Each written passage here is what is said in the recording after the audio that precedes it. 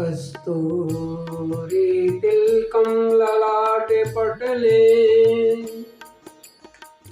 वक्षस्थले कौस्तुभं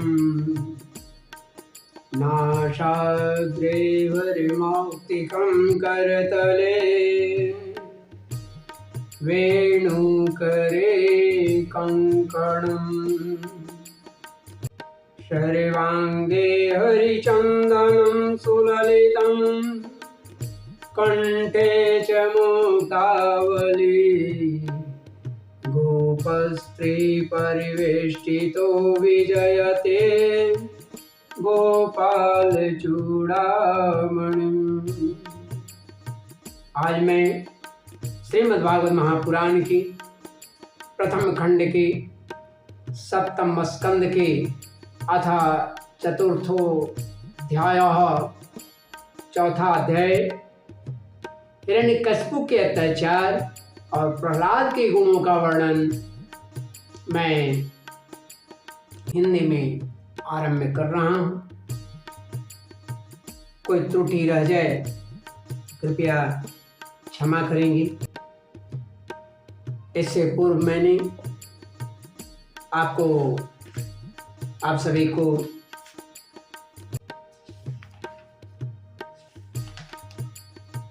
नारद युधिष्ठिर संवाद और जय विजय की कथा का वर्णन किया। उसके बाद हिरण्याक्ष का वध होने पर हिरण्यकशिपु का अपनी माता और कुटुंबियों के समझाना का वर्णन किया। तीसरे अध्याय में आने के बाद ब्रह्मा की स्तुति हिरण्यकशिपु के द्वारा और वरदान की प्राप्ति का वर्णन मैंने किया।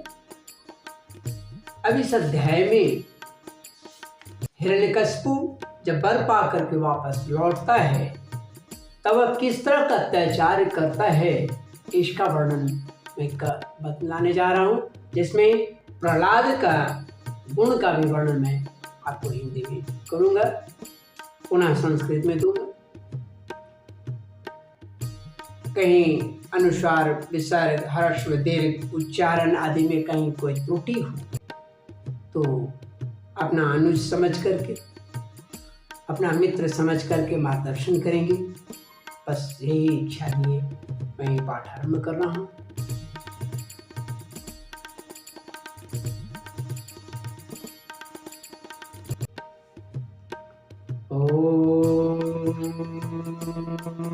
गजाननं भूतगणादिसेवितं कपितजम्बो फलचारुभक्षितम् उमाश्रुतं शोकविनाशकारकं नमामि विघ्नेश्वरपादपङ्कजम्। व्यक्तं दिवो स्थूलमिदं शरीरं येनेन्द्रिय प्राणमनो गुणास्त्वम् भुङ्क्षे स्थितो धामनि पारमेष्ठे अव्यक्तात्मा पुरुष पुराणो।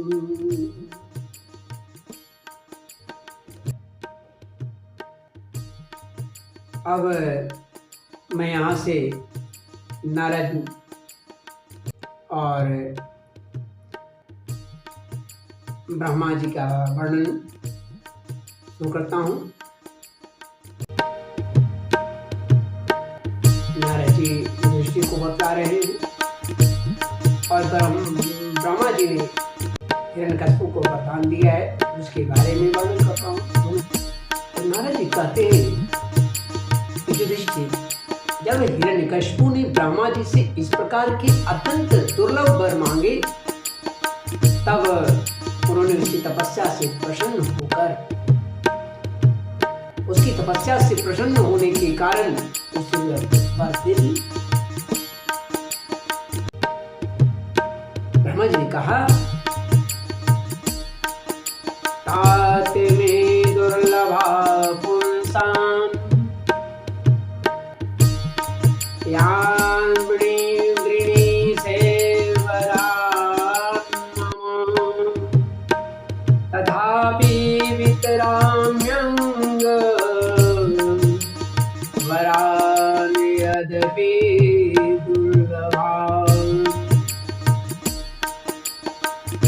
नारद जी कहते हैं कि ब्रह्मा जी के वरदान कभी झूठे होते नहीं, वे समर्थ एवं भगवत रूप ही है। वरदान मिल जाने के बाद हिरण्यकशिपु ने उनकी पूजा की। उसके बाद तत्पश्चात प्रजापतियों से अपनी स्तुति सुनते हुए अपने लोक को चले गए। ब्रह्मा जी से वर प्राप्त करने पर हिरण्यकशिपु का शरीर सुवर्ण के समान कांति वाला हष्ट पुष्ट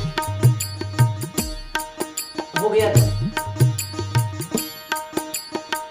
वो अपने भाई की मृत्यु का स्मरण किया। उसे स्मरण होना ही था और उसका स्मरण होते ही वह भगवान विष्णु से द्वेष करने लगा।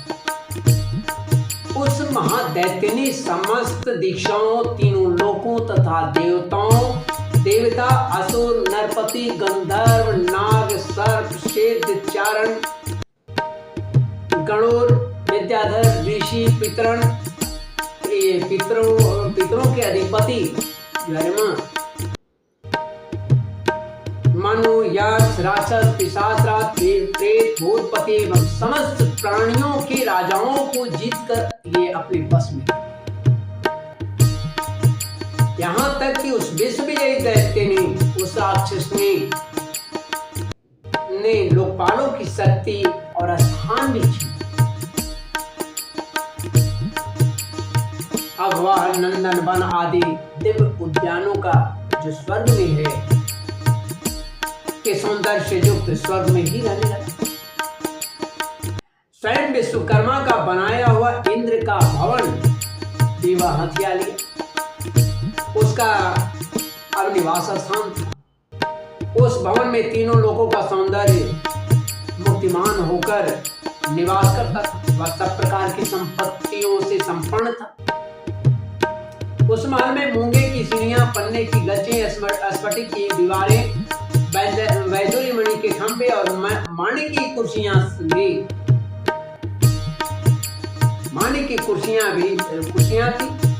रंग बिरंगे चौदुवे तथा दूध के फेन के समान सैयाएं, जिस पर मोतियों की झालर लगी।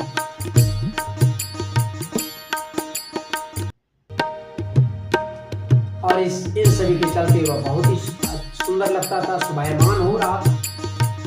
सर्वांग सुंदरी जो वहां अप्सराएं थी, अपने नुपुर से रुन झुन ध्वनि करते हुए रत्नमय भूमि पर इधर उधर टाला करती और कहीं कहीं उनमें अपना सुंदर मुख देखने लगती थी। उस महेंद्र के महल में महाबली और महामनस्वी हिरण्यकशिपु सब लोगों को जीतकर सबका एक छत्र सम्राट बनकर बड़ी स्वतंत्रता से विहार करने लगा। उसका शासन इतना कठोर था कि उससे भयभीत होकर देव दानव उसके चरणों की वंदना करते। हे युधिष्ठिर, वह उत्कट गंध वाली मदिरा पीकर मतवाला रहा करता था हमेशा।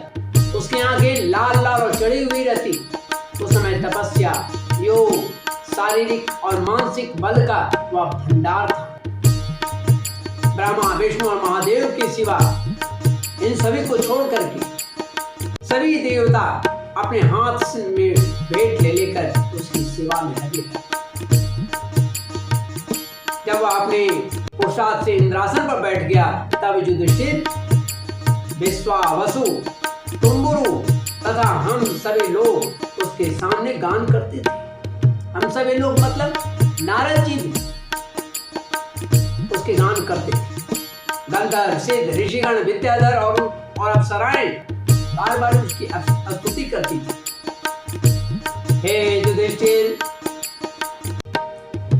वह इतना तेजस्वी था कि वर्णाश्रम धर्म का पालन करने वाले पुरुष जो बड़ी बड़ी दक्षिणा वाले यज्ञ करते, उनके यज्ञों की आहुति वह स्वयं छीन लिया करता था, देवताओं को नहीं मिल पाता। पृथ्वी के सातों द्वीपों में उसका अखंड राज्य था। सभी जगह बिना ही जोते बोए धरती से अन्न पैदा होता था।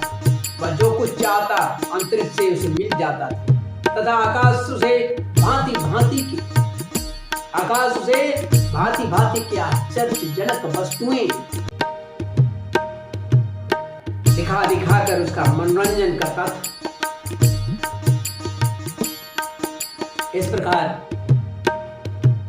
खारे पानी, सूरा, ग्रेट, इक्षुरस, दधी, दूध और मीठे पानी के समुद्र भी अपनी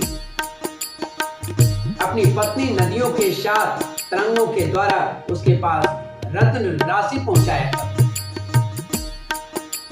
पर्वत अपनी घाटियों के रूप में उसके लिए खेलने का स्थान जुटाते।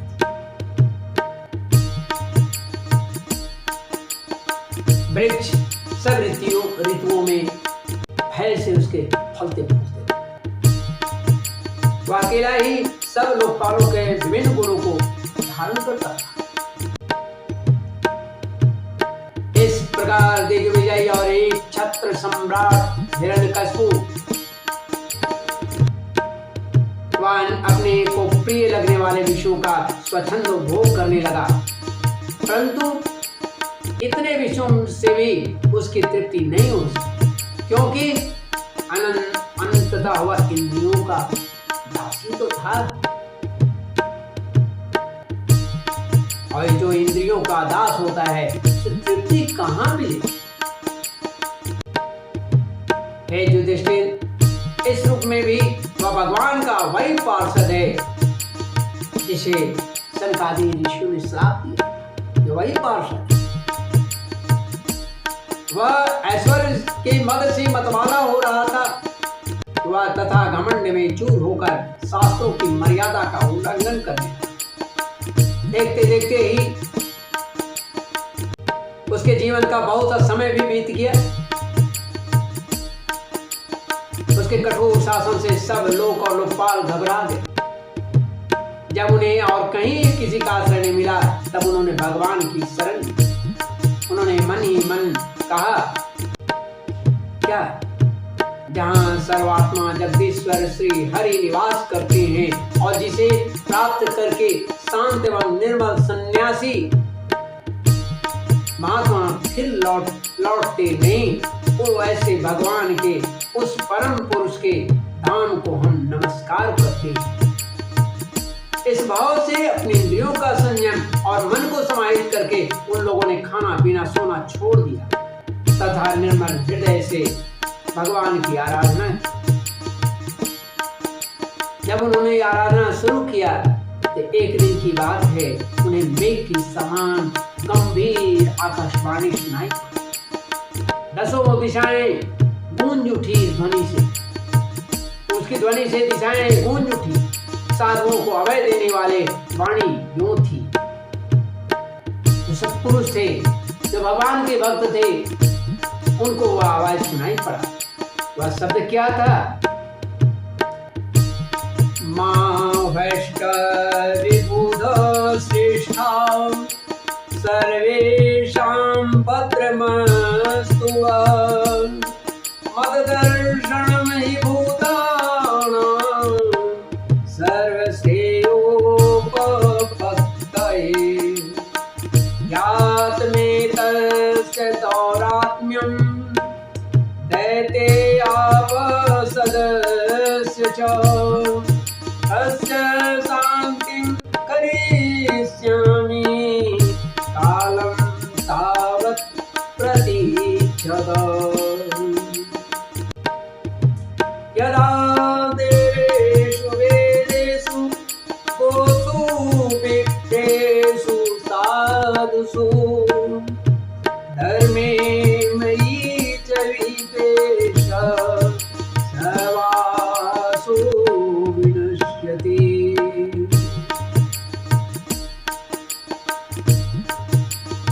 श्रेष्ठ देवताओं, आकाशवाणी ने कहा, श्रेष्ठ देवताओं डरो मत, तुम सब लोगों का कल्याण हो। मेरे दर्शन से प्राणियों को परम कल्याण की प्राप्ति हो जाती है। इस नीच दैत्य की दुष्टता का मुझे पहले से ही पता है। मैं इसको मिटा दूंगा, मैं इसे मार डालूंगा। अभी कुछ दिनों तक समय की प्रतीक्षा करो। कोई भी प्राणी जब देवता, देव, गाय, ब्राह्मण, साधु, धर्म और मुझसे द्वेष करने लगता है, तब शीघ्र ही इसका विनाश हो जाता है। जब यह अपने बैरहीन, शांत और महात्मा पुत्र प्रहलाद से द्रोह करेगा, उनका अनिष्ट करना चाहेगा, तब भर के कारण शक्ति संपन्न होने पर भी इसे मैं अवश्य मार डालूंगा, आपका कल्याण करूंगा। इस प्रकार आकाशवाणी हुई। तब नारद जी कहते हैं कि हे युधिष्ठिर, सबके हृदय में ज्ञान का संचार करने वाले भगवान ने जब देवताओं को यह आदेश दिया, आप लोग निर्भय होकर घर जाएं, तब उन्हें वे प्रणाम करके लौट आए। उनका सारा उद्वेग मिट गया और उन्हें ऐसा महसूस होने लगा कि हिरण्यकशिपु अभी मर गया है। हे युधिष्ठिर, दैत्यराज हिरण्यकशिपु के बड़े ही विलक्षण 4 पुत्र। ज्यादातर लोग यही जानते हैं कि हिरण्यकशिपु के एक ही पुत्र प्रहलाद, ऐसा नहीं है। हिरण्यकशिपु के 4 पुत्र थे। वे थे, उसमें प्रहलाद सबसे छोटे पुत्र थे। क्यों तो वे सबसे छोटे थे, लेकिन सभी भाइयों में उनका गुण सबसे बड़े। वे बड़े संत सेवी थे, ब्राह्मण भक्त थे, सौम्य स्वभाव, सत्य प्रतिज्ञ एवं जितेंद्रिय तथा समस्त प्राणियों के साथ अपने ही समान समता का बर्ताव करते थे, बराबरी का बर्ताव करते थे और सबके एकमात्र प्रिय और सच्चे हितैषी थे। बड़े लोगों के चरणों में सेवक की तरह झुक कर रहते, गरीबों पर पिता के समान हंसने लगते, बराबरी वाले से भाई के समान प्रेम करते और गुरुजनों में भगवत भाव रखते। विद्या, धन, सौंदर्य और कुलीनता, इन चारों से संपन्न होने पर भी घमंड और हेकड़ी उन्हें छू तक नहीं।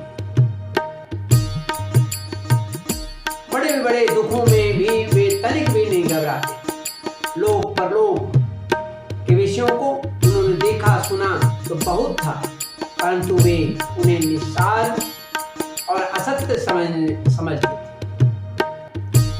इसलिए उनके मन में किसी भी वस्तु की लालसा नहीं। उनके मन में किसी भी वस्तु की लालसा नहीं। नोद्विग्न चेतो व्यसने सुनिष्प्रिय श्रुते सुदृष्टे सुगुणे स्ववस्तुदृक् दान्तेन्द्रिय प्राण शरीर धि सदा प्रशान्ते कामो रहिता सुरोषुर।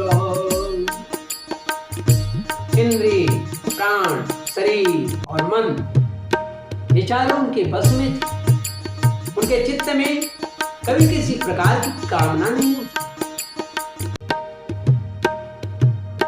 जन्म से असुर होने पर भी उनमें आसुरी संपत्तियों का अभाव था।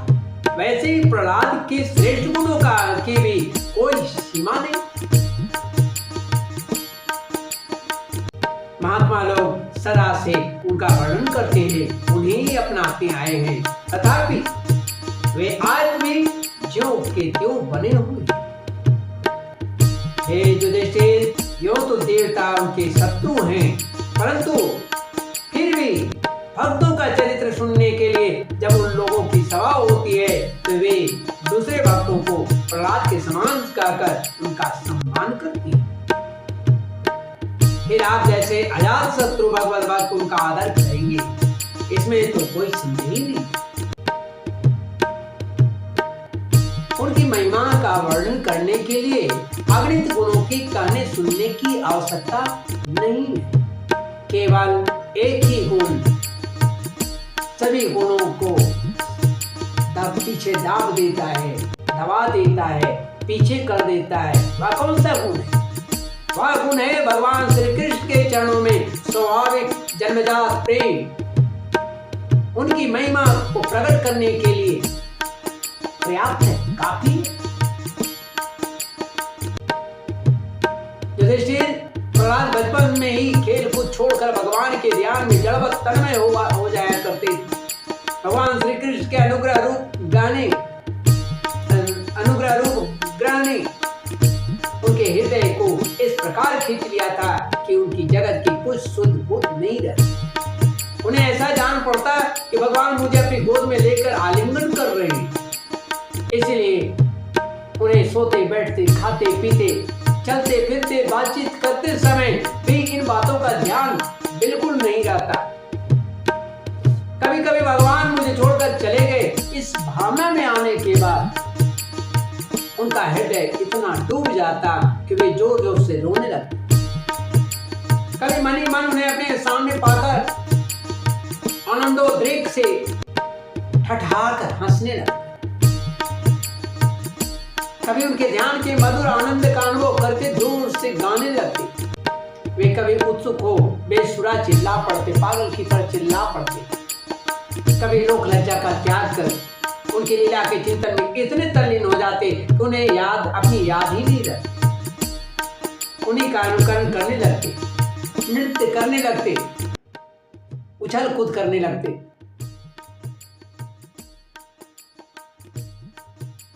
कभी भीतर ही भीतर भगवान को कोमल संस्पर्श अनुभव करके आनंद में मग्न हो जाते और चुपचाप शांत होकर बैठे रहते।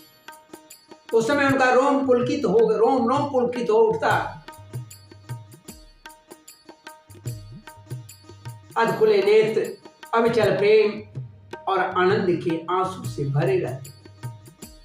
उत्तम श्लोक पदारविंदयोर्निसेवया किंचन संगलब्धया तन्वन् परां निर्वृत्तिमात्मनो मुहुर्दुसंगदीनान्यमनसमं ददात्।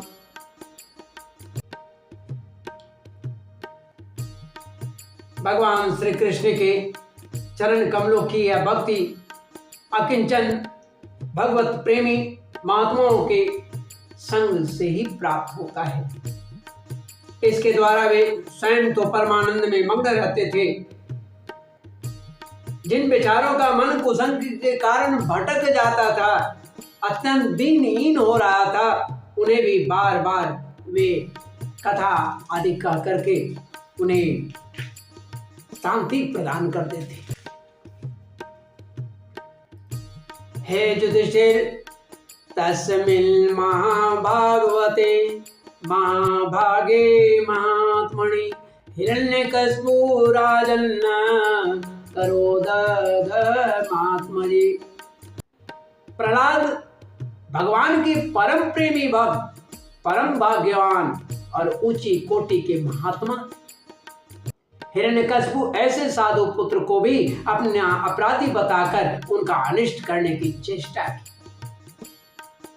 युधिष्ठिर ने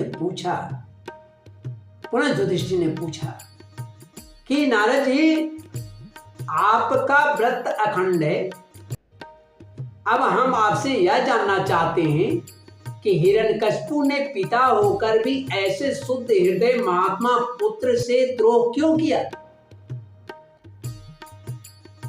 पिता तो स्वभाव से ही अपने पुत्रों से प्रेम करते हैं। यदि पुत्र कोई उल्टा पुल्टा काम करता है तो वे उसे शिक्षा देने के लिए ही डांटते, शत्रु की तरह बैरभाव तो नहीं करते।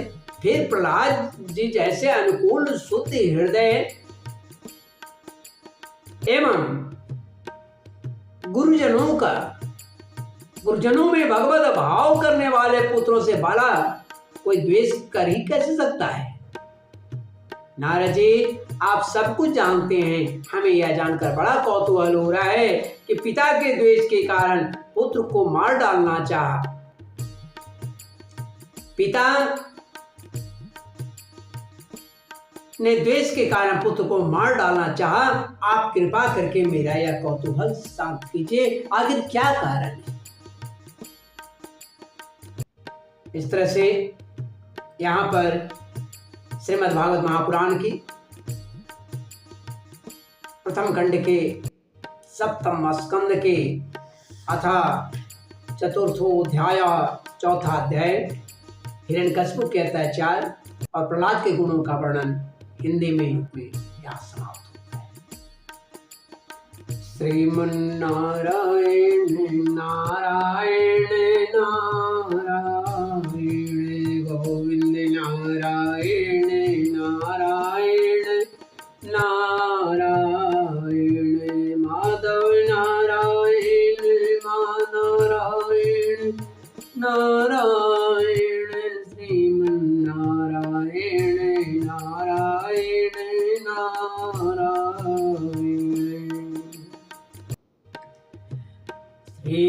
श्रीमन्नारायण नारायण नारायण गोविंद नारायण नारायण